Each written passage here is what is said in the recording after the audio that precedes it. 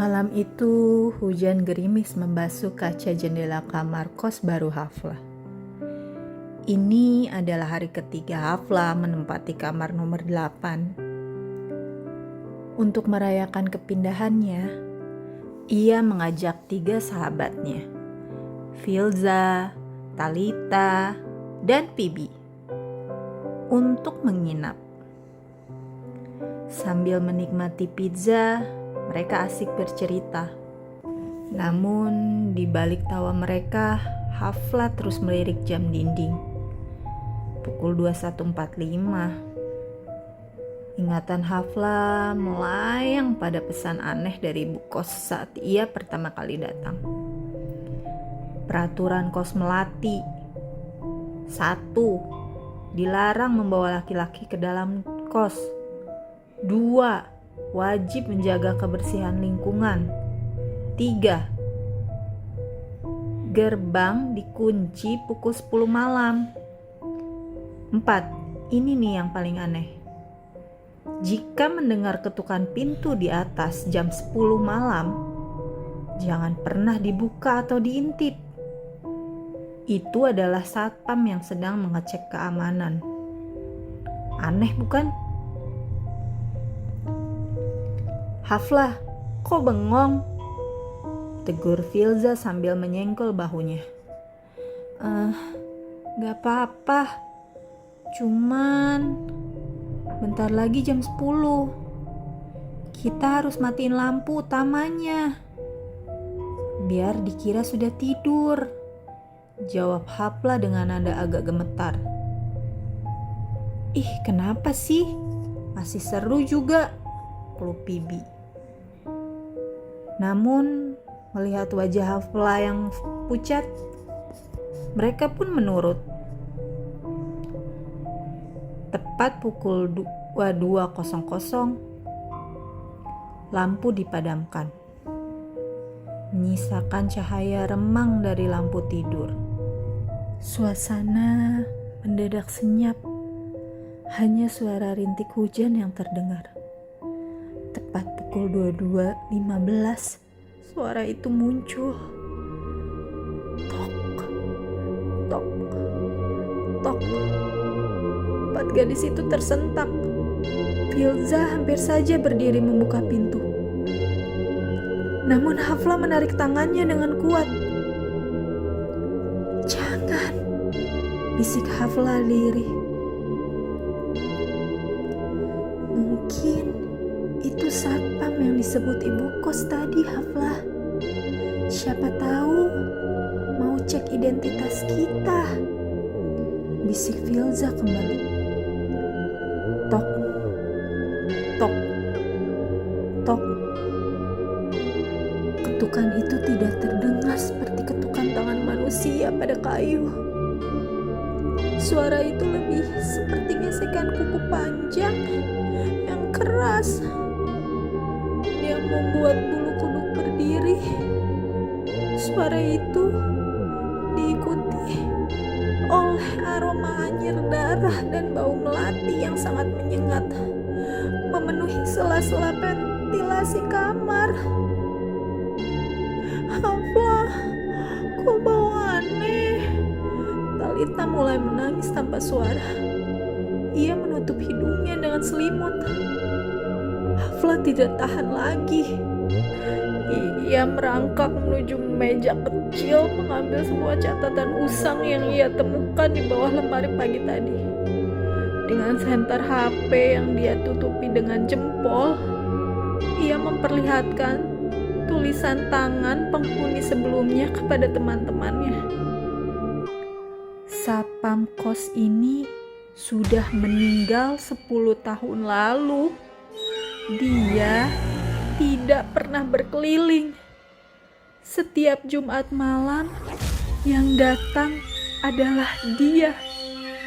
Jangan lihat celah bawah pintu, atau kau akan melihat kain merah yang basah. Pibi yang duduk paling dekat dengan pintu secara tidak sengaja menoleh ke arah celah bawah pintu. Matanya mendebelalak. Di sana ia Ia melihat ujung kain berwarna merah darah yang menjuntai, basah kuyup, seolah baru saja direndam air.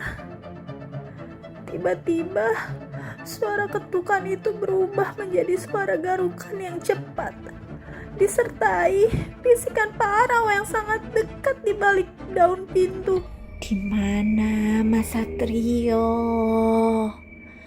Kalian menyembunyikan kekasihku. Hafla teringat cerita warga sekitar. Di tanah kos ini, dulu pernah ada seorang wanita yang meninggal tak wajar saat menunggu kekasihnya yang tak kunjung datang.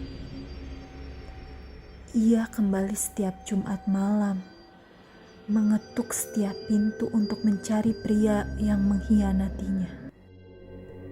Mereka berempat berpelukan di tengah tempat tidur, menutup telinga rapat-rapat. Suara tawa melengking yang tipis mulai terdengar dari luar jendela, berpindah dari pintu ke arah kaca. Mereka baru menyadari satu hal, peraturan jangan membawa laki-laki bukan karena masalah norma,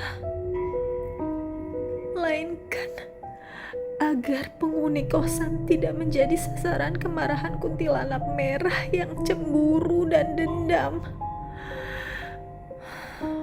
Malam itu terasa seperti selamanya.